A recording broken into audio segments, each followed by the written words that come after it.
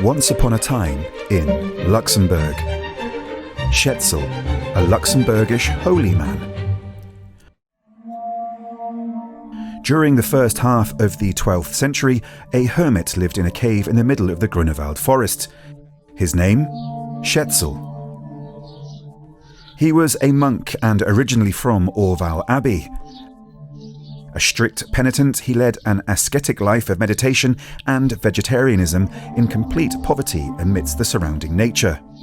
He got his water from the source of the White Ernst River.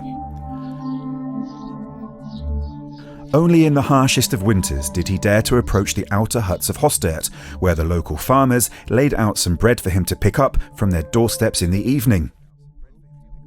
Schetzel was known as a pious hermit far beyond the borders of Luxembourg, and numerous people took on the pilgrimage to his cave in the Grunewald. Among them was the Cistercian monk Arcadus from the French town of Clairvaux, who gifted Schetzel clothes and whose witness account is the only known recorded testimony. After 14 harsh years as a hermit, Schetzel died in the Grunewald around 1138 and was buried next to his cave. 2 years later, his remains were brought to the Altmünster Abbey, where they were worshipped as relics for 400 years. In 1543, they disappeared in the chaos of the Franco-Spanish War. Despite the fact that Rome never sainted Schetzel, the people continued to worship him as a holy man, which was tolerated by the church.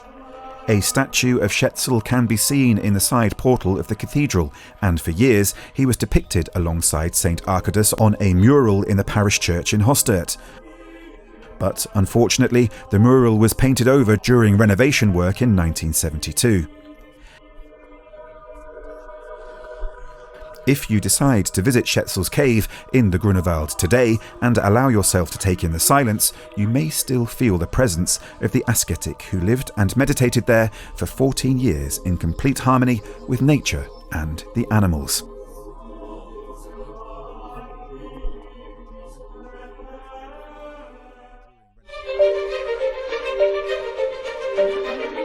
Thank you.